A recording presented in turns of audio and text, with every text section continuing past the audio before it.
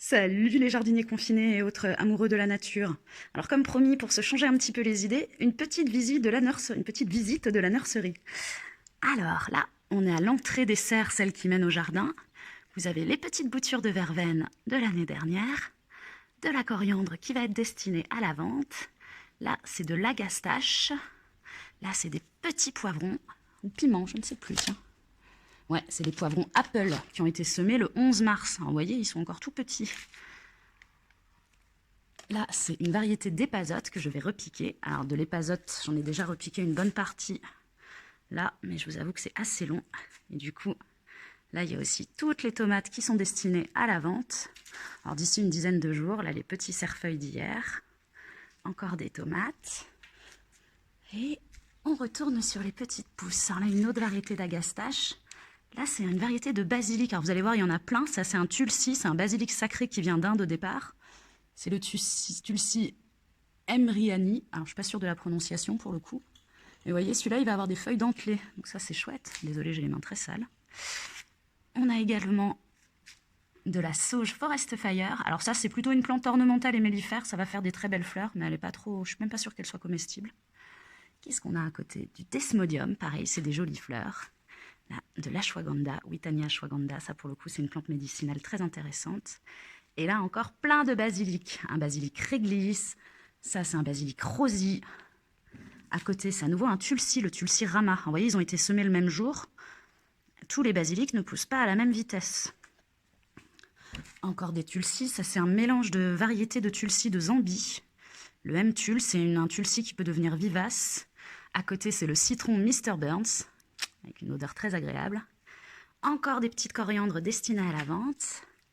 Là, c'est de la marjolaine, pareil, aromatique, médicinale, avec un parfum très prononcé. Oh, pardon, très prononcé. Mince, je ne sais pas ce que j'ai fait. Là, les poivrons. Donc, pareil, vous voyez, ils ont été semés le 12 mars. C'est pour ça qu'il faut semer les poivrons avant les tomates. C'est beaucoup plus long en termes de croissance. Après, ça donne plus tard, souvent aussi. Alors là, qu'est-ce qu'on a? On a des petits péria, là, plante médicinale. Et là, du cresson de para. Alors, le cresson de para, pareil, c'est très rigolo. C'est une aromatique et médicinale et ça pétille un peu dans la bouche. C'est très particulier à goûter, un peu comme les bonbons qui pétillent. Encore des très jolies tomates. Là, on a des œillets d'Inde. Alors, œillets d'Inde qui se sont retrouvés panachés avec un peu d'agastache. C'est des graines qui étaient restées dans le terreau que j'ai utilisé, en fait. Mais du coup, c'est chouette. Là-bas, on a des petites physalis. Alors, c'est des physalis tomatillo que j'ai appelées beignates, parce que c'est le bon baignate de Marbella qui m'a donné les graines. Encore des tomates. Vous voyez, celles-là, elles ont été repiquées il y a peut-être une semaine, et on voit que, franchement, ouais, on pourrait déjà les vendre. Encore des basilics. Bon, je vous passe le détail. Hein. Des épazotes. Enfin bon, il y a plein de choses à repiquer. On va aller voir un deuxième espace. Alors là, on arrive donc dans le deuxième espace qui est l'atelier d'Éléonore. Mais Éléonore, son mari et leur fils sont confinés en Uruguay actuellement. Du coup, elle m'a prêté son atelier. Donc là, on a le petit géranium où j'étais partie de bouture l'année dernière, qui a bien poussé. Qu'est-ce qu'on a d'autre? Alors, on a plein de petits calanchoé d'Agromontana. Ça pousse tout seul. Si vous en voulez, n'hésitez pas. Hein, je vous en donne avec grand plaisir. Et là, une petite tomate. Alors en fait, ce plant de tomate, il était resté dans la serre, dans la petite serre que je vous montrerai en dernier l'année dernière, dans un petit pot. Il avait stagné et du coup, j'avoue qu'à l'automne, je m'en étais pas préoccupée, il était un petit peu oublié. Je l'ai rempoté dans un plus grand pot et là, bah écoutez, il vit sa meilleure vie hein, et il nous donne une première petite tomate, c'est chouette. Des avocats qu'un Airbnb de passage m'a donné. Bouture d'armoise cola, bouture de lavande. Là, c'est un basilic que j'avais gardé l'année dernière et lui il se porte plutôt bien. Désolée pour la mise au point qui a un peu du mal à se faire. Voilà. Mais il y en a d'autres que j'ai essayé de garder et à mon avis ils n'ont pas survécu. On verra, mais c'est quand même vraiment plutôt annuel sous nos climats. Ça c'est des petits plants d'échinacées pourpres. Alors c'est une vivace mais non persistante. Pareil, j'avais oublié de les mettre en terre l'année dernière, j'ai pas pris le temps et du coup je suis contente de voir qu'elles repartent et qu'elles vont enfin pouvoir aller au jardin. Ça c'est des petits yuzu qu'on nous a donnés aussi, c'est des petits agrumes. Ça, c'est une tomate qui a poussé en sauvage, en fait. Hein, au moment du rempotage, il y avait des graines de tomates qui devaient traîner. Et ça a poussé. Là, c'était mes premiers essais de semis. Alors, c'était au mois de janvier, en fait. Il y a des petits poivrons qui ont pris. J'avais fait des petites boutures de tomates, des tomates qui étaient restées en serre. Petites tomates cocktail. Tout ça, ça va reprendre. Et derrière, alors, là, c'est de la sauge blanche de Cocopelli, qui est assez difficile à faire germer. Donc, je suis assez contente d'avoir réussi. Elle trouvera sa place au jardin bientôt.